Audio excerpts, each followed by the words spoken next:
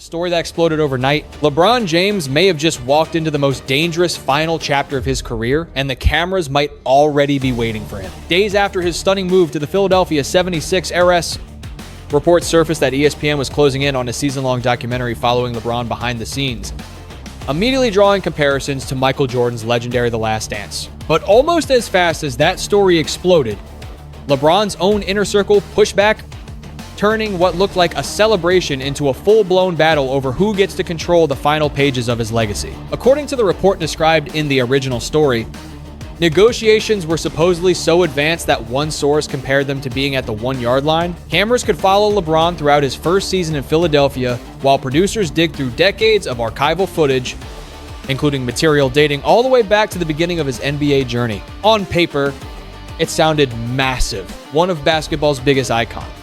A new championship chase, a new city, and potentially unprecedented access to the most scrutinized athlete of his generation. Then everything changed. ESPN personalities immediately started debating what the project would mean. Stephen A. Smith's side of the conversation naturally pulled the story back toward the never-ending Michael Jordan debate. Was this simply a documentary documenting history, or would critics see it as another attempt to strengthen LeBron's case in the GOAT conversation? And then Maverick Carter stepped in. LeBron's longtime business partner publicly rejected the idea that they were creating anything like The Last Dance, pointing out that LeBron himself had not even decided when his final NBA season would be. LeBron then amplified Carter's message, putting his own weight behind the pushback. That contradiction changed everything. Suddenly, the biggest question wasn't whether cameras would follow LeBron. It was whether ESPN, LeBron's camp, or LeBron himself would decide what this season ultimately means. And that may be where the real drama begins. Where are you watching from right now? Drop your city or country in the comments. If you believe LeBron still has one more championship chapter left, comment. If you think this story is more about legacy than basketball, comment, and subscribe. Because what happened next made this entire situation even more complicated. ESPN turns on its own story. The strangest part of the documentary story was not that ESPN reportedly wanted LeBron James. It was that some of ESPN's own biggest voices immediately started questioning what the project would actually represent, instead of treating it like a victory lap. The conversation quickly became something much more uncomfortable. Was this really about documenting history?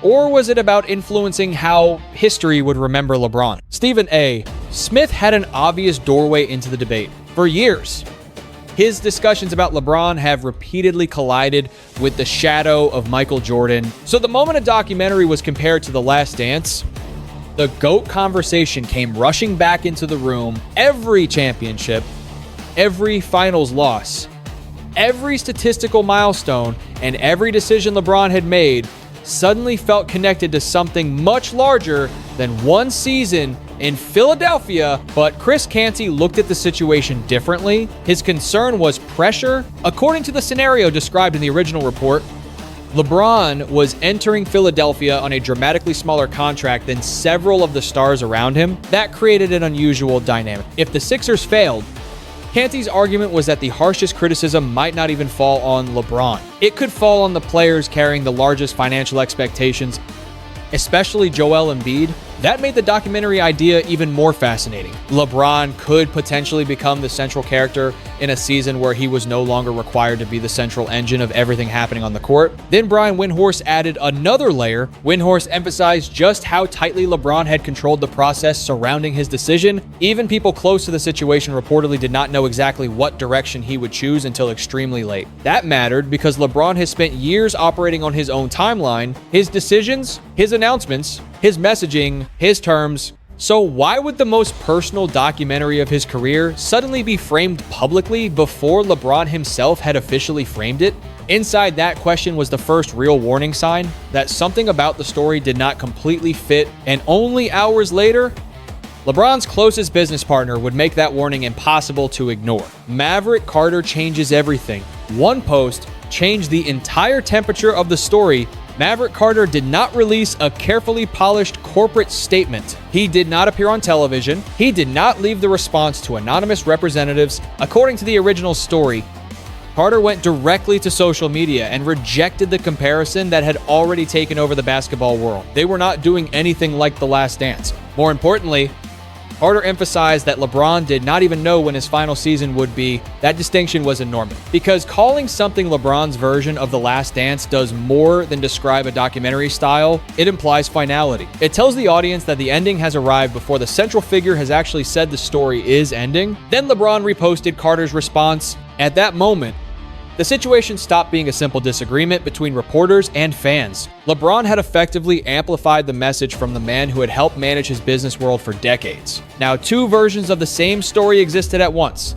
On one side, industry reporting described negotiations as extremely advanced and suggested cameras could follow LeBron throughout the season. On the other side, Carter rejected the most powerful label attached to the project, and LeBron publicly reinforced that rejection. Those positions are not necessarily identical contradictions. A documentary could exist without being a retirement documentary. Cameras could be present without the project being designed as LeBron's farewell. Negotiations could be real, while the framing surrounding them remains disputed. And that difference is where the real battle begins. Because the valuable asset here is not simply footage, it is meaning. Who decides what those images represent? If LeBron celebrates with Embiid after a playoff victory, is it another championship chase or the final chase? If Philadelphia loses, is it a failed last stand or simply another season? If LeBron struggles, is the audience watching decline or adjustment? The same footage can tell completely different stories depending on who controls the frame around it. And LeBron James has spent too much of his career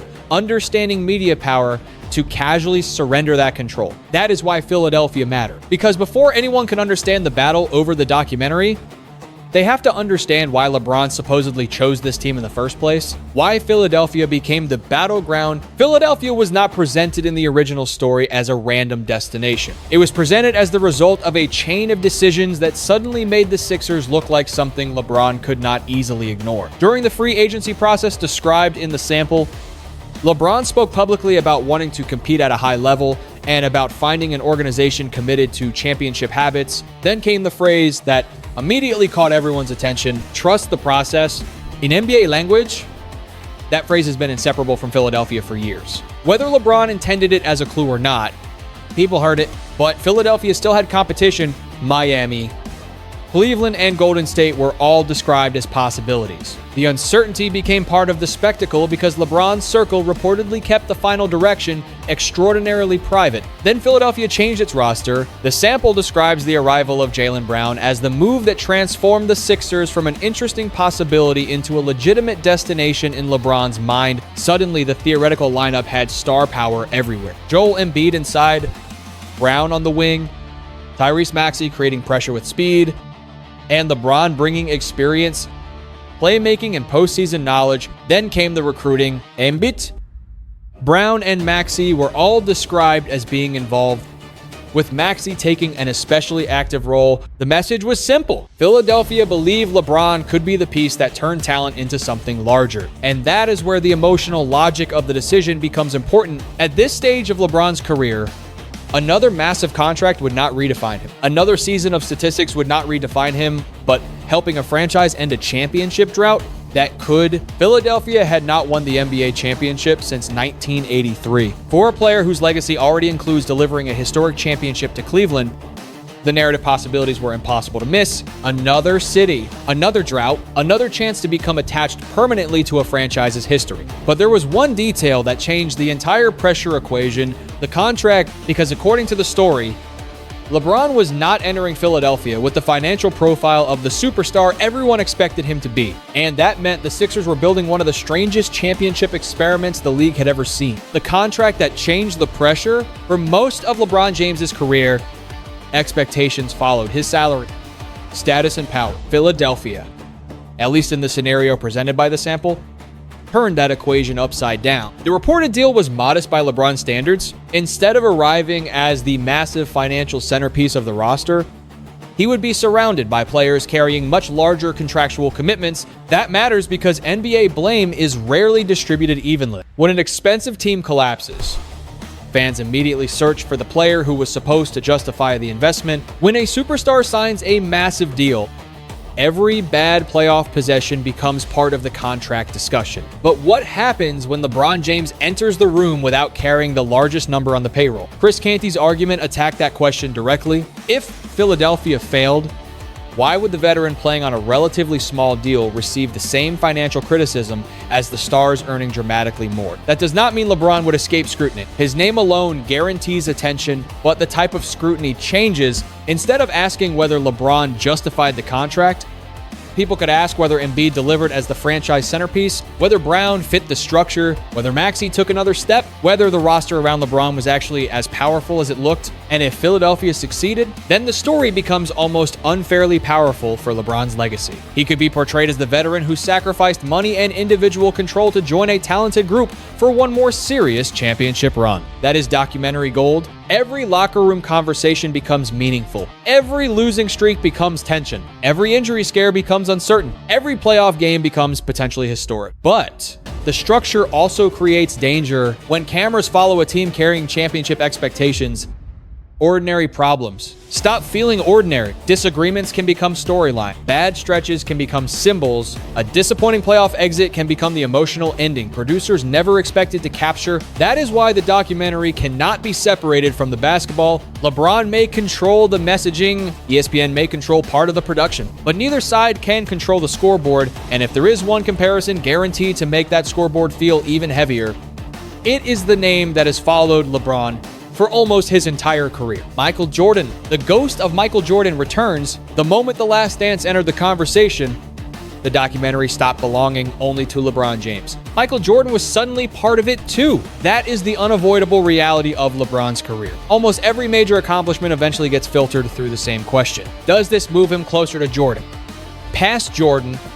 Or change nothing at all? The sample reminds us why that comparison carries so much emotional weight. The Last Dance was not simply a collection of old highlights. It reconstructed the final championship season of the Chicago Bulls dynasty while moving backward through Jordan's career, his relationships, his conflicts, and the enormous pressure surrounding that team. It became more than sports television. It became a cultural event. And once a documentary involving LeBron was described using that exact blueprint, fans immediately understood the implication. This was no longer just behind-the-scenes access. It sounded like legacy architecture. LeBron has never existed outside the Jordan comparison. The original story even reaches back to LeBron describing himself as chasing the ghost that played in Chicago. That image has followed him because the competition is impossible to settle cleanly. Different eras, different teammates, different styles, different career paths, different definitions of greatness. That ambiguity is exactly what keeps the debate alive. And it is exactly why a documentary could become another battlefield. Supporters would see unprecedented footage of a legendary career finally receiving the long-form treatment it deserves. Critics could see something else, an attempt to influence the historical conversation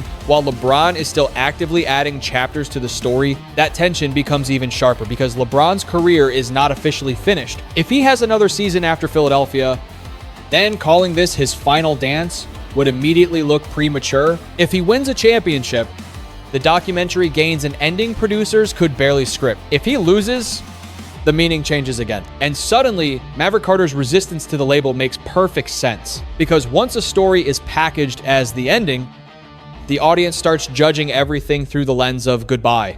LeBron's camp may want the cameras, they may want the archive, they may even want the documentary. What they may not want is someone else deciding what the footage means before LeBron decides what comes next. History or narrative control. This is where the conversation becomes bigger than basketball. Every legendary athlete eventually loses control of one thing: how future generations interpret the career. Statistics remain, championships remain, highlights remain, but context changes. People who never watch the games live eventually learn the story through documentaries, clips, arguments, interviews, and whatever moments become permanently attached to the player's name. That is why control of a documentary matters. The original story presents two completely different interpretations of the same potential project. The first is simple and powerful. One of the greatest players in basketball history has been filmed for decades, and fans may finally get deep access to material they have never seen. There is obvious historical value in that LeBron entered the NBA under enormous attention and remained at the center of the league for more than 2 decades. A detailed archive of that journey would inevitably become important basketball history,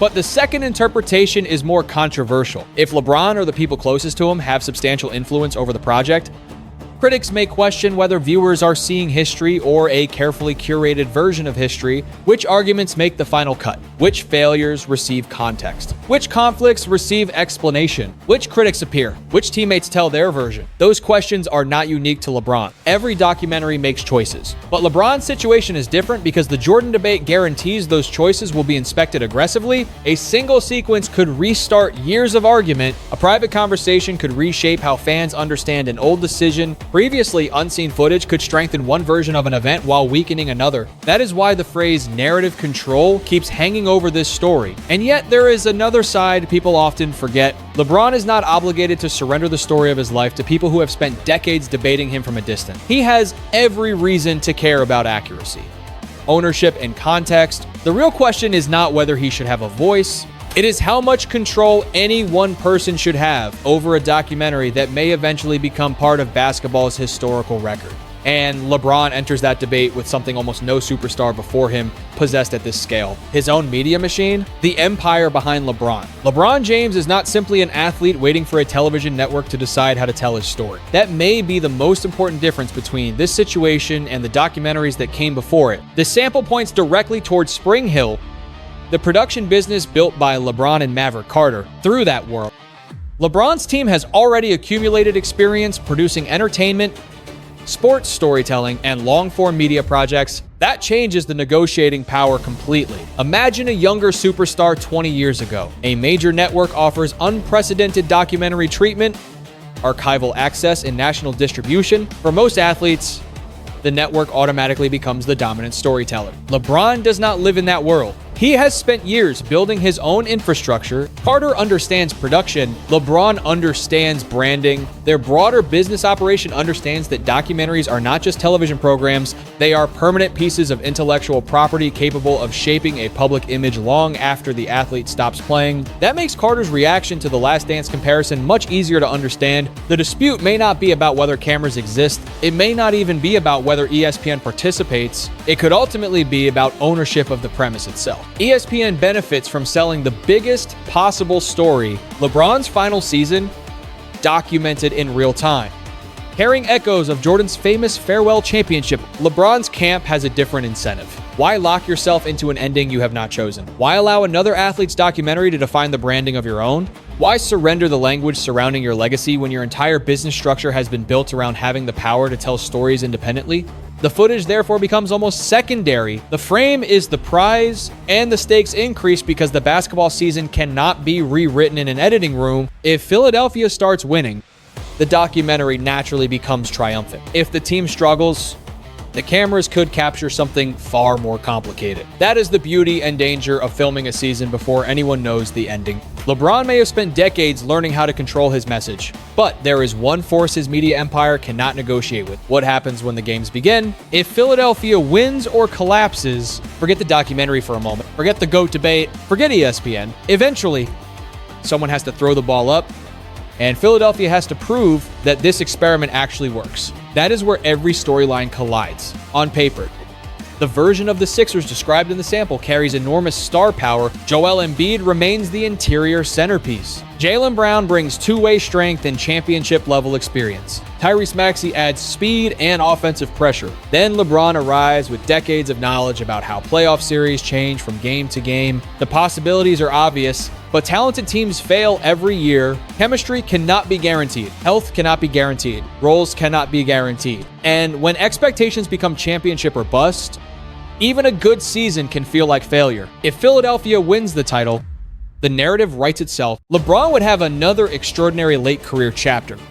And the documentary footage could capture the entire journey, from the uncertainty of free agency to the celebration of a championship. The Jordan comparisons would explode again. The argument about LeBron's legacy would become louder than ever. But if Philadelphia falls short, the footage becomes something completely different. Now the cameras are documenting frustration. Now every lost playoff game becomes part of the historical record. Now every question about Embiid, coaching, chemistry, and LeBron's age gets amplified, and the most fascinating possibility is that neither outcome actually ends the story. Maverick Carter's central point remains unresolved. LeBron has not necessarily declared when the end arrives. That means everyone could spend an entire season treating Philadelphia like a farewell tour, only for LeBron to return again. Imagine the irony. A documentary sold by outsiders as the final chapter becomes evidence that the final chapter never actually happened. And that brings everything back to the question that has been hiding underneath this story from the beginning. Maybe this was never really about retirement. Maybe it was never really about ESPN. Maybe it was never even about Michael Jordan. Maybe this entire fight has been about something every superstar eventually has to confront: the moment when your career becomes history, and whether you still get a say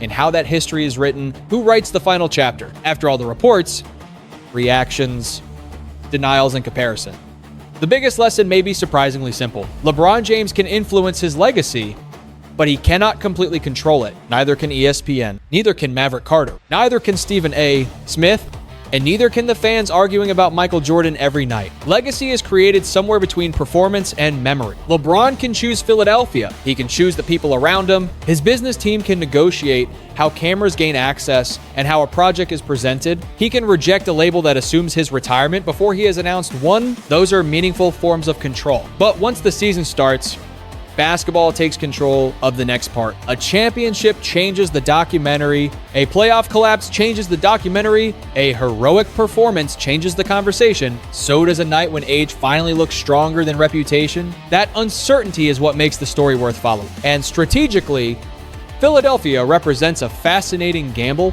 By entering a talented roster without positioning himself as its only savior, LeBron could reduce some of the burden that defined earlier chapters of his career while still giving himself an opportunity to influence a championship run. The risk is that star-heavy teams attract star-sized expectations, and cameras make every emotional moment feel larger. There is also a lesson beyond sports. People spend years trying to control how others perceive them.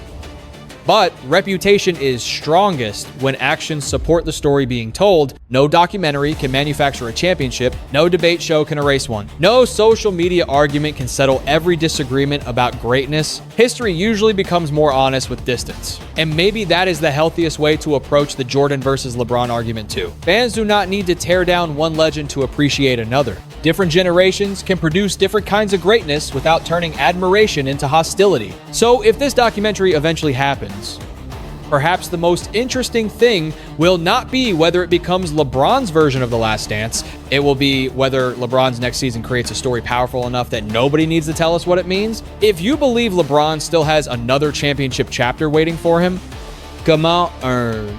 If you believe his legacy is already complete no matter what happens next, come on, dude. Tell us where you're watching from. And if you enjoyed this breakdown, like the video, share it with another NBA fan, and subscribe to the channel for more NBA news, trades, player stories, and the biggest drama around the league.